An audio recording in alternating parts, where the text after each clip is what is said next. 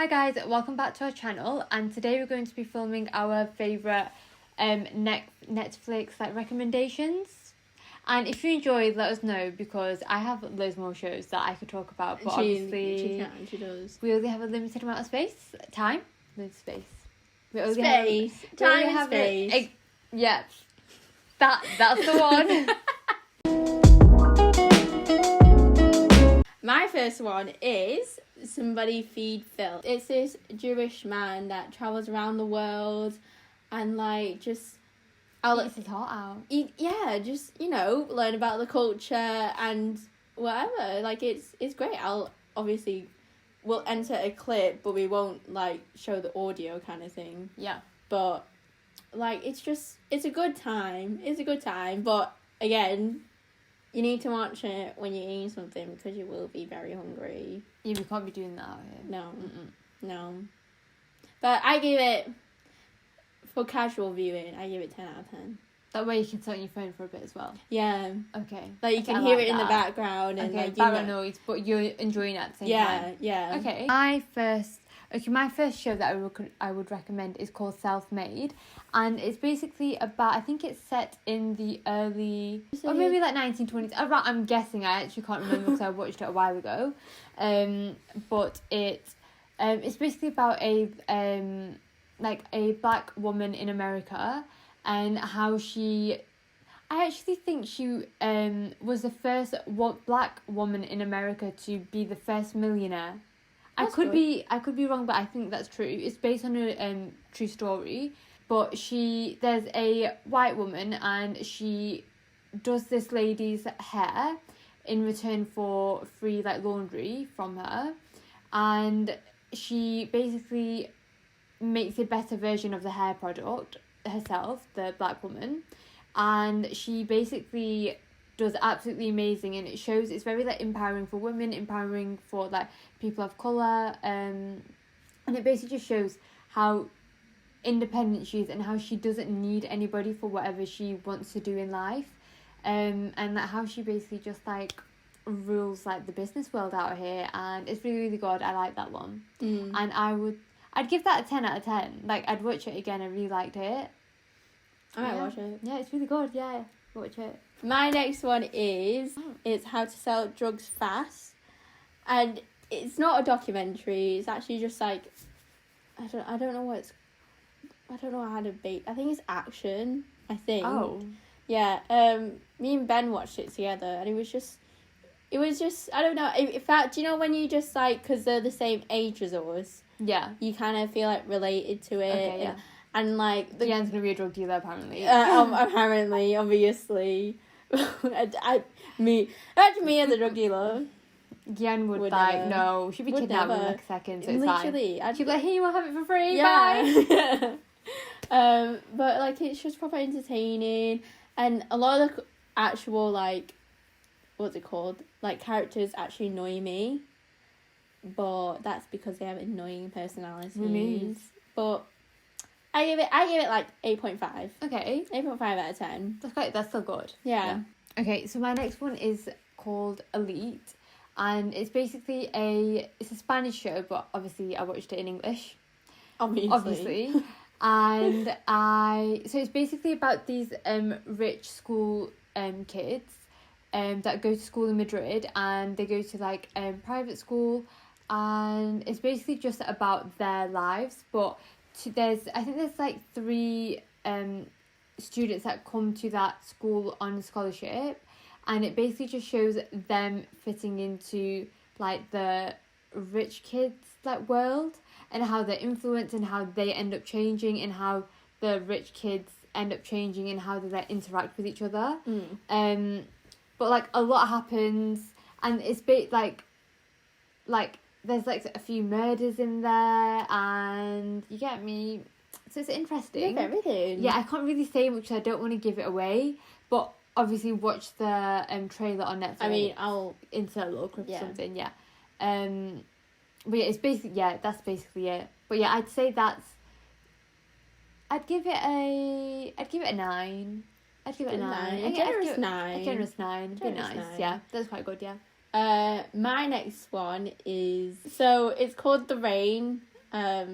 It's about a show where the rain is toxic and like people die from the rain kind of thing. Like they get like it's like acid or something, but it's actually set up by these scientists, and like years go by, and it's actually just like the survival of the fittest. Fittest. Fitness. Survival of the fittest. And like it's kind of like the Walking Dead kind of vibe. Like everyone's a survivor, and then like there's like bad guys that try to go up like to be out of here for yourself. Okay. But like there's so many twists and turns, like it's crazy. But I'm currently watching that right now, like the season 2. But I give it maybe 8.59. Okay. Around that. Okay. Around that. That's quite good. Yeah. Okay. So my next one is... Okay, it's a documentary, and it's called Inside the World's Toughest Prisons. I don't know why, really weird, but I really love watching like prison documentaries. But this show's basically about so this man who was he went to prison in England for 12 years, I think, but he was like falsely accused of murder, which he didn't commit, and then they found out like 12 years later. But this man basically goes around the world and goes to like different prisons around the world and stays in them for a like week, I think it is. So he like lives cellmate, that is what do you call it, whoever's like in prison, like their life. Cellmate. Yeah, exactly. And then they basically just document that, but I like it because they go to like do you like prison in like Mexico and like Paraguay, like Cambodia. It's not even just like first world country prisons, it's like third exactly world countries. And most of them are like run by the prisoners, and I just find it quite interesting. Interesting. But they also have like ones in like Germany and Norway, but those are I don't like those ones. They're a bit boring. I'd give that a 10 out of 10. 'Cause I love the new seasons coming out. Just love it going to prison. But yeah. My last one is, I think everyone knows this, but it's the Real Housewives of Beverly Hills. I've not watched it, but I really want to watch it. It's so funny because then it's just like sometimes you just think, oh, I don't really want to know the stress of my life right now. Let's see someone else's stress in their life. And then literally just they make a drama about themselves. Like they can just give you like a dirty look from across the room and be like, oh my god, did you see what she does? She's such a bitch. That. And it's just like I hate that. And then all they do, like these housewives, most of them don't even work. So then they just have meals, have parties. Some, like, kitty parties. Yeah. So then they just have parties and that whilst their husbands are like actors working like full time. And then it's just like sometimes you just want to know how they live instead of just the life that you want to live. Yeah. Yeah, why not? But then sometimes I'm just like, are they not really bored? Yeah, because they're just like bitching about each other all day. Yeah, and then it's just like, is that why a lot of celebs that have wives just come out with like random stuff? I guess so.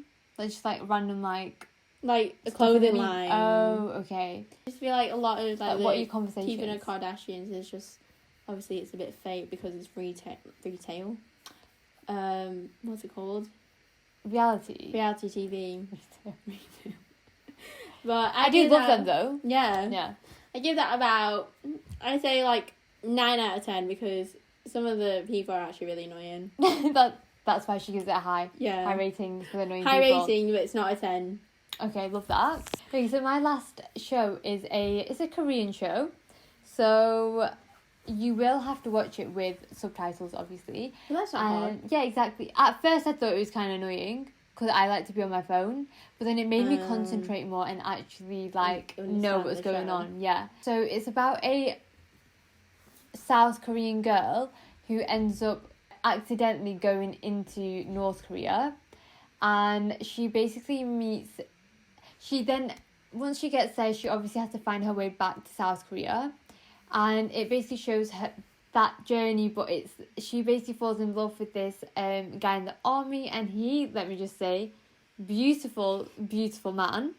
She wants a Korean boy. Guys, if you know anyone, I'm joking, but let me know. Let me know.